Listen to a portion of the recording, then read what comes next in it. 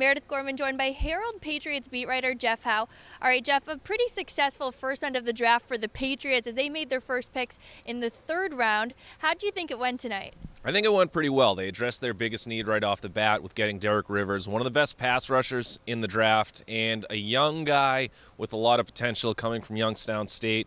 Is going to have a bit of a learning curve, but the Patriots don't need him to come in and develop right away because they're pretty good with Trey Flowers, Rob Ninkovich, Coney Ealy, and some other guys who can play on the edge in hybrid roles, but has more of a long-term impact and could be, if he develops the way Belichick wants him to, the future at that position along with Trey Flowers. I thought it was interesting because they traded down from 72 to 83.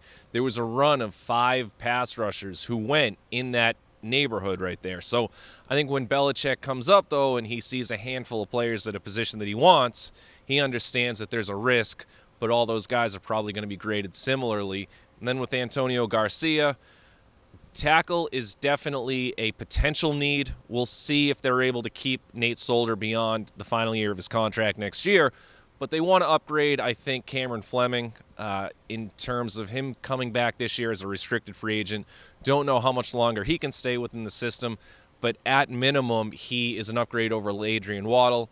And he was looked at as sort of a second-round tackle who is, again, has the chance to develop and just, again, that fortifies the bottom of their depth chart. In a worst-case scenario, if they have to move on from Solder a year from now, it gives you 1 year of a head start in terms of developing him for the future.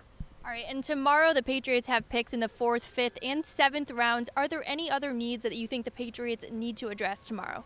I mean, I could see them trying to go after another one of those pass rushers if they want to, but they're so well stocked. If they want to go after a guy like Jake Butt, the tight end from Michigan who has the torn ACL, is going to continue to tumble because of that, won't contribute as a rookie in 2017. I think that's the first guy that you look at.